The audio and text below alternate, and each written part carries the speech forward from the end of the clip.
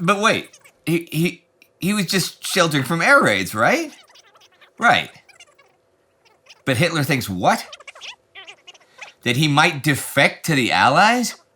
Oh, that ain't good. That's not good. Well, then what? Oh, geez. August 19th, 1944. The Allies invaded France in June, and they have been fighting their way across Normandy since then. And this week, the Allies invade France again.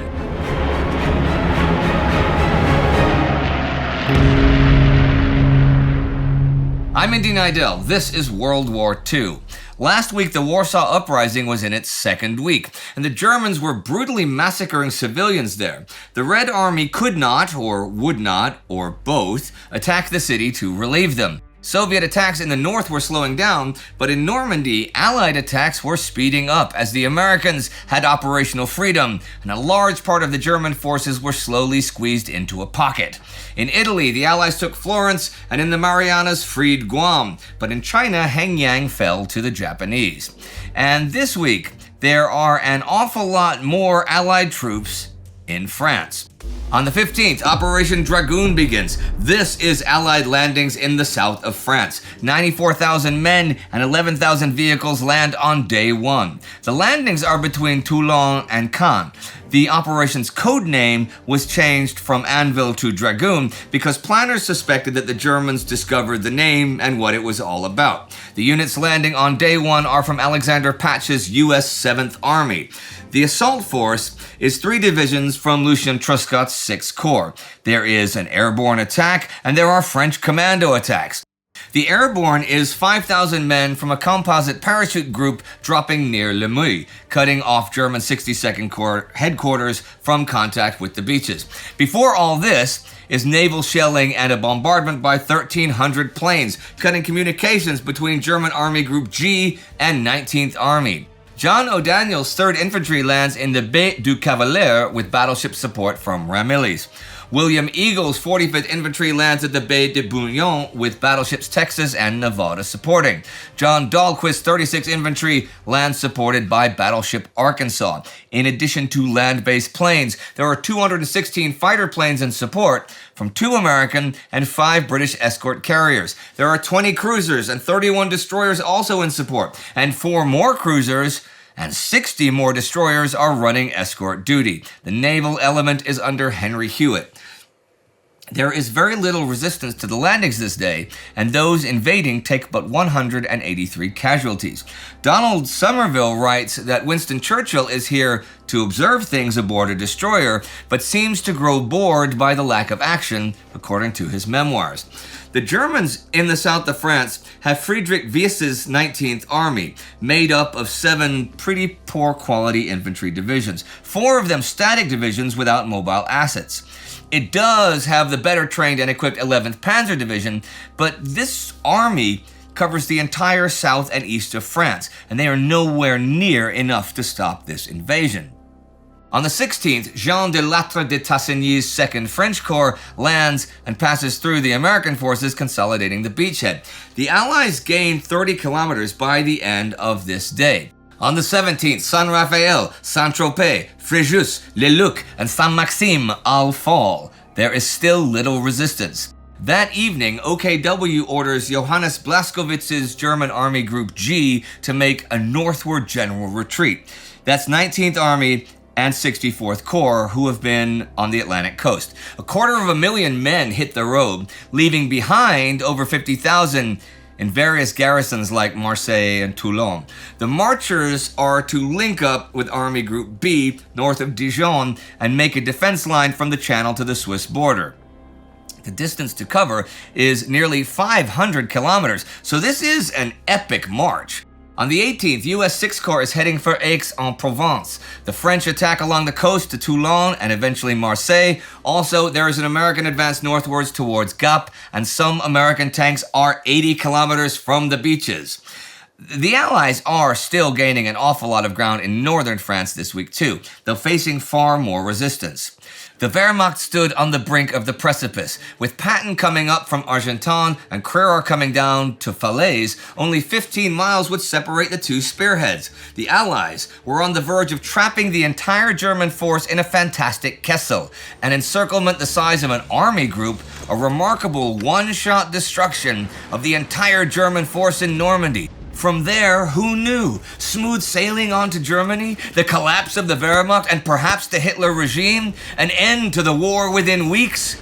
So began the operational sequence that has gone down into the history books as the Battle of the Falaise Pocket. Citino goes on to point out that none of the Allied commanders here have ever run an operation so large and with so many moving parts. And so it goes wrong, despite all the advantages they have. But backing up a bit, at the beginning of the week, British 12th Corps and Canadian 2nd Corps are banging across the Orne toward Falaise. By the 14th, the former is 10 and the latter 9 kilometers away. That's straightforward. The confusion is what's going on with George Patton's U.S. 3rd Army. 15th Corps took Alençon on the 12th, as we saw last week, and as this week starts, are heading for Argentan, which the U.S. 5th Armored Division has orders to take. But ordered by whom? Exactly when this order was given, or by whom, is not immediately apparent from either the British or U.S. official histories. The U.S. history clearly states the Canadians were to drive south from Falaise and take Argentan, and this view is confirmed in the British history. But then, according to the British history, the U.S. 5th Armored Division were ordered north to take Argentan. But the Canadians still have it in their zone. Well, at any rate, units from 1st SS and 2nd Panzers enter Argentan the 13th to beef up the 116th Panzers there. The Canadians are held up at Falaise, and whether or not 15th Corps is strong enough to take the town, 12th Army Group Commander Omar Bradley orders them not to, and to head east to the Seine. Patton is livid. I mention this because the Allies have so far failed to close the Argentan-Falaise Gap. And who is to blame? Assuming they actually have the force to do so early in the week. The British official history says it was Bradley's decision alone. The U.S. history says that Bradley felt he couldn't let Patton hit Argentan without Montgomery's permission, and this has not been given. It has also not been asked for either. So think what you want and read up on it. It's way more complicated than I just made it, and very interesting. On the 14th, RAF bombers dropped 4,000 tons of bombs in advance of the renewed Canadian drive on Falaise. This was Operation Tractable. On the 15th, British 8th Corps enters Tinchebray. From here to east of Falaise, other British and Canadian units are attacking. At the same time, U.S. 7th and 5th Corps are attacking northward. So trapped by them are 7th Army and Panzer Group Eberbach in a huge pocket. They must attempt a desperate retreat eastward. German commander in France Günther von Kluge spends most of the day taking cover from Allied air attacks while trying to visit the front. His long absence leads to Adolf Hitler being suspicious that he is disloyal and willing to defect to the Allies. Hitler is later reported as saying that August 15, 1944 was the worst day of his life. And the German situation in Normandy had certainly deteriorated in the last 48 hours. Falaise was about to fall. The 85th Division no longer existed, and 12th SS Panzer had only 15 tanks left. Other units were out of ammunition or out of petrol and were forced to abandon their vehicles. The French were surging forward and were only 11 miles from the British and Canadians north of the Gap. Finally, as if Normandy was not a big enough problem in the west, that morning the Allies had landed forces on the Mediterranean coast. On the 16th, the Canadians enter the ruins of Falaise. Heavy fighting develops. On their left, the Polish from British 1st Corps cross the Dives River. The 17th, the capture of Falaise is completed. The gap between the Canadians and U.S. 5th Corps to the south is now just a few kilometers. On the 18th, the Poles and the Americans meet at Chambois, closing the Falaise Gap. There are still a lot of Germans to the west, but by today, the gap is really closed, though maybe half of the 100,000 or so men trapped in it managed to get away. But saying what went wrong sort of glosses over what went right. The Wehrmacht suffered one of the most complete and destructive defeats in military history. The Argentan-Falaise Gap was an escape route for some German units, but a gauntlet of fire and death for many more. For the Germans, fighting at Falaise meant sitting under a 24-hour rain of steel and high explosives on a rolling landscape without much in the way of cover. With Allied fire raking every inch of the Kessel for a solid week, the level of physical destruction was probably unprecedented in this war. As for Patton's diverted force, they are to make for Dreux. Meanwhile, 12th and 22nd Corps advance on Orléans and Chartres from around Le Mans. Chartres falls the 16th, and on the 17th, the Americans take Dreux, Châteaudun, and Orléans. That day, over in Brittany, the defenders of Saint-Malo Citadel surrender. Also, the 17th, Hitler dismisses Kluge and replaces him with Walter Model. Model brings a letter from Hitler telling Kluge to return to Germany. Kluge commits suicide with a cyanide pill on the 18th rather than face a trial for treason. He writes a final letter to Adolf Hitler. If your new weapons, in which such burning faith is placed, do not bring success, then, my Führer, take the decision to end the war. He ends that letter, before killing himself between Metz and Verdun, with this: I take my leave of you, my Führer, inwardly closer to you perhaps than you have ever suspected, in the knowledge that I have done my duty to the utmost. Heil, mein Führer. Breaking the timeline for a minute, and paraphrasing Citino again. Post-war, many historians will write of the tragedy of the German officers and how they're torn between their love of country, their responsibility to their men, and their oath to Hitler. By 2023, this has just been blown out of the water. Following senseless operational orders, sending millions to their death in a war that's already been lost, is not really responsibility to your men. Accepting the horrors of the Holocaust and the stain you know it will leave upon your countrymen is not really love of your country. But above all, in the end of their three competing allegiances, Führer, soldier, country, virtually all of the officers' corps made the same choice: loyalty to Hitler. And that was a tragedy. On the 18th, forward 3rd Army patrols reach Versailles. Already on the 17th, though, German forces begin pulling out of Paris. Today, the 19th, the French police force, having joined the resistance, seizes the police prefecture and raises the tricolor. The Germans turn up and open fire, and the police return fire, so the battle for Paris begins. By the time night arrives, 600 Germans there have been taken prisoner. And as the week ends, 15th Corps reaches the Seine at Mont-Gassicourt. The French are not the only resistance group fighting to control their capital city just now. The Warsaw Uprising continues.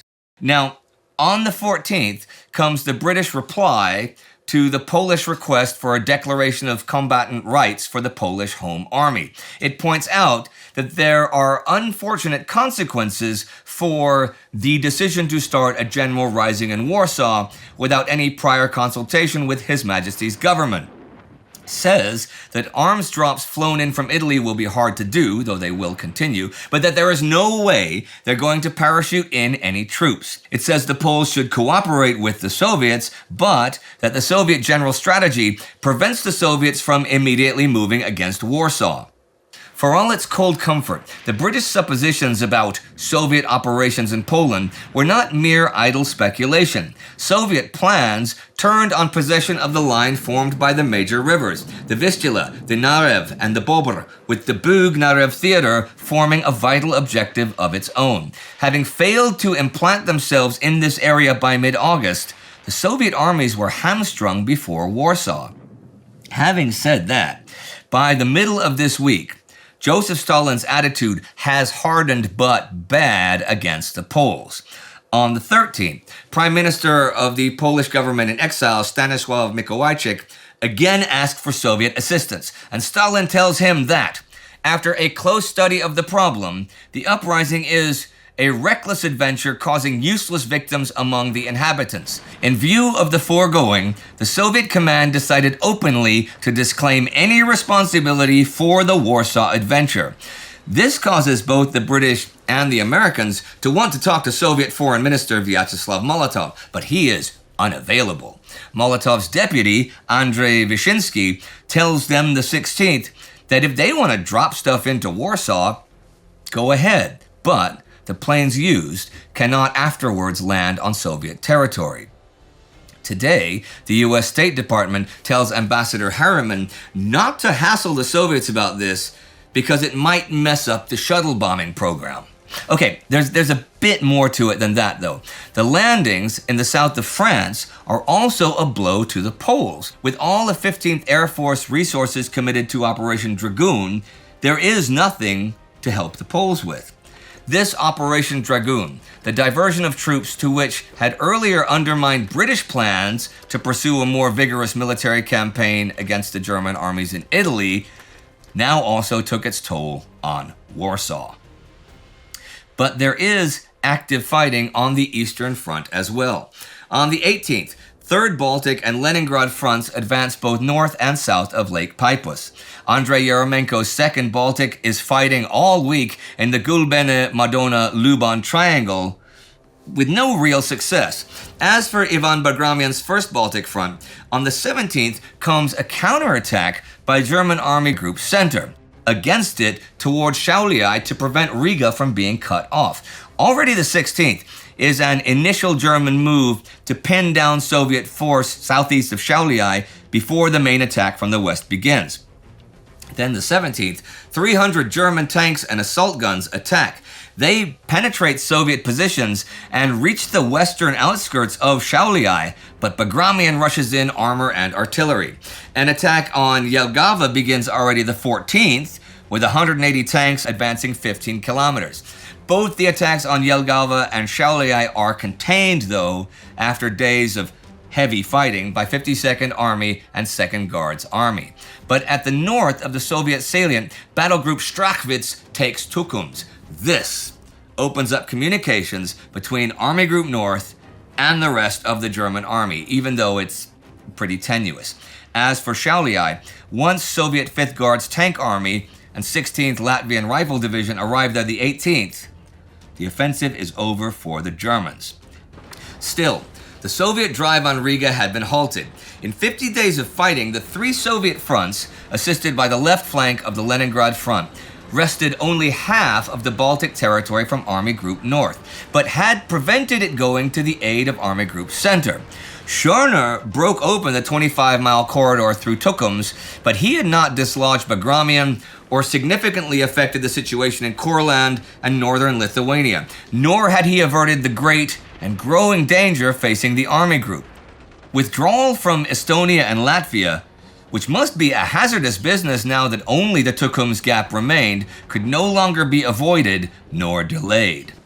Stavka is busy making plans for the next phase of attacks in this region, and the front commanders are making plans for an eventual concentric attack against Riga that will once and for all isolate Army Group North.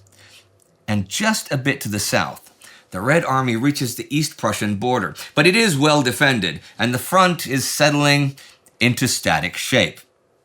Now, we've seen that Soviet 2nd and 3rd Ukrainian fronts are preparing a big attack against Romania soon to come. The Germans have detected Soviet reinforcements north of Jassy, but several whole Soviet armies had been taken away from the area in July. So on the 15th, German command says again, any major offensive in the region is unlikely, and any Soviet operations towards the Balkans would just be to prevent the Axis from transferring force northward. Yeah.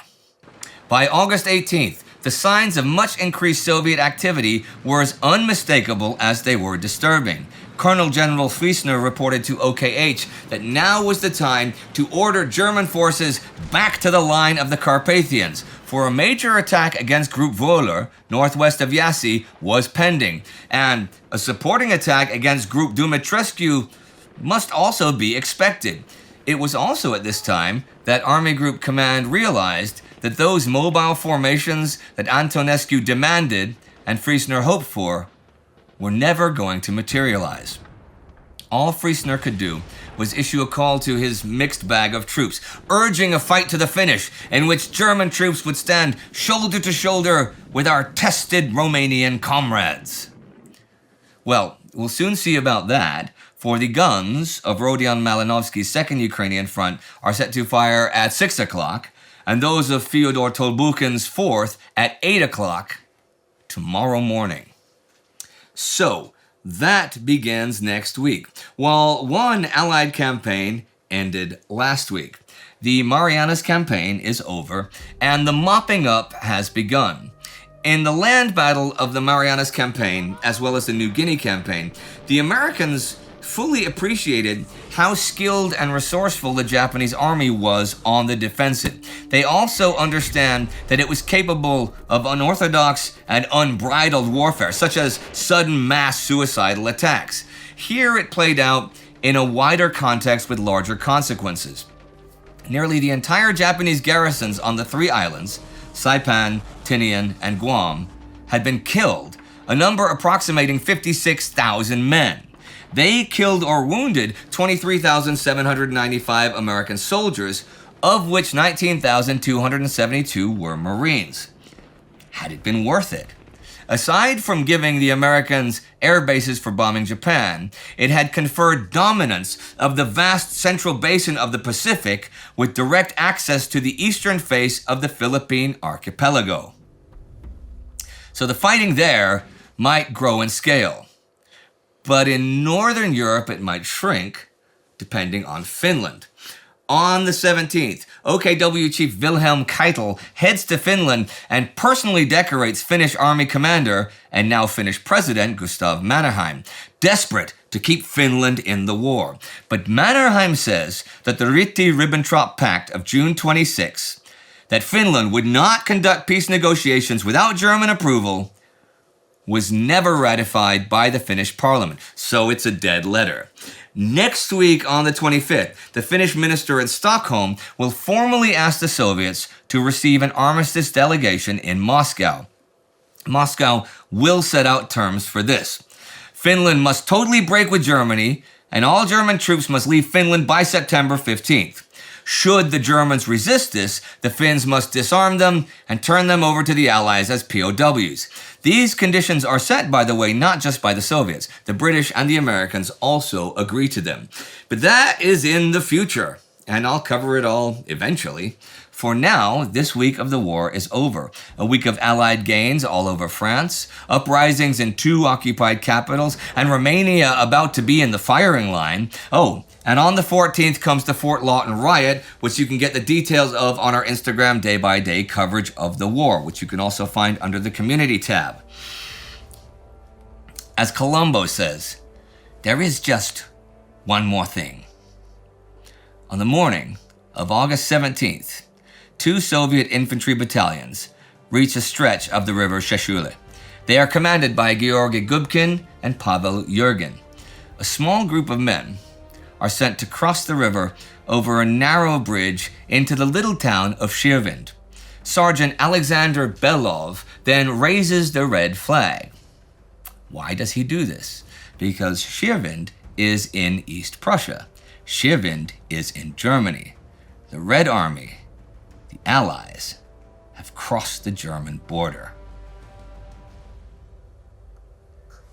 And wherever they go to from there, we will be here to cover thanks to the Time Ghost Army. You can be part of this by joining the Army at timeghost.tv or patreon.com. These are the newest commissioned officers, and the Time Ghost Army member of the week is Jeff Wilson.